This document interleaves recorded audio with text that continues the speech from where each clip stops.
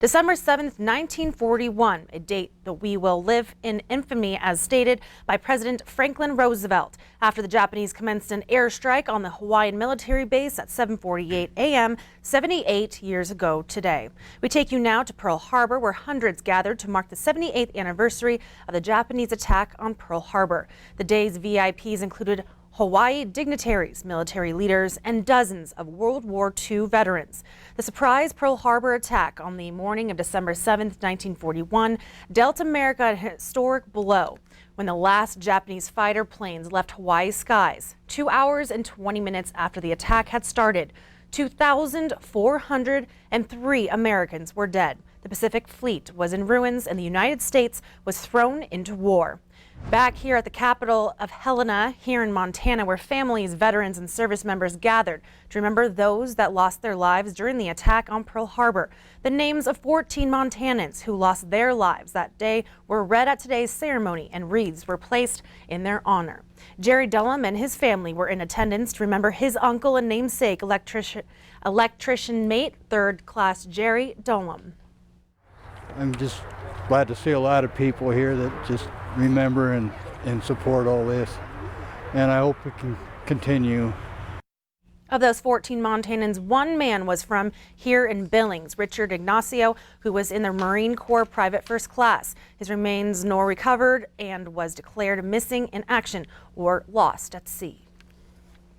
Well, sheep ranchers say their industry paid for the state of Montana contributing to the economy in the 1880s. This weekend, the Montana Wool Growers Association held its 136th annual convention. Now, the ranchers raise sheep for meat and for wool, and the convention brings them together to talk about issues, predators, fiber and product development, and government regulations. Government regulations, I don't think it's any more of a challenge for us than it is in any other industry. We have to address it. You cannot not address it because it'll eat you. The predator issue has always been a challenge.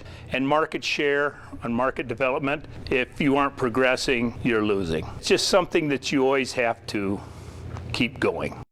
The Montana Wool Growers Association started in 1883, 6 years before Montana became a state. Switching gears here, it's getting cold outside and conditions could get a little dangerous out there. Joining me now is Rob Griggs, and to talk a little bit about those tomorrow. Yeah, dangerous is the key word. We've got weather coming in, but it's going to translate to slippery roads. Now, as we look across the continental United States right now, you can see things are traveling, well, rather nicely, actually there from the west to the east. And we're going to be kind of keeping an eye on a storm system that's going to be slipping on down from Canada, and it's going to be bringing with it some snow showers. We've got winter weather advisories that'll be in effect tomorrow morning.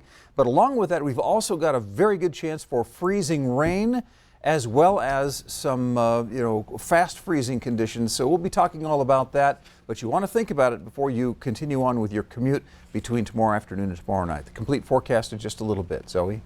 Thank you, Rob. The Montana Highway Patrol came together today with the U.S. Marine Corps Reserves to help with Toys for Tots. Stop and Bank hosted the 5th annual Pack the Patrol car. Now, the Marines and the troopers collected gifts in the final toy drive of the season. Santa Claus also helped with the festivities, and this drive is just a reminder that many during this time of year give back to the community, making Toys for Tots a success. Really amazing when you come to stuff like this and the amount of people that show up and show support and are willing to give back to the community and be selfless. The people that are coming out to give gifts, they're for sure going to put a smile on the face of a child somewhere, and I think the big goal is that every child gets a gift at Christmas, and I think seeing everybody rally around that is a huge thing, and it's great to be a part of something like that. A very important part of Christmas is for the kids to learn both sides of it, both the giving and the receiving side. And there's no problem with the receiving side. Every kid learns that on the 25th. That's no problem at all. So this is a good opportunity to reinforce the benefits of giving. It's not about the Marines getting out and showing face or anything like that. It's about us as a community coming together to help the less fortunate. And the U.S. Marine Corps Reserves will be giving out the toys next week at the Metro Park Expo Center.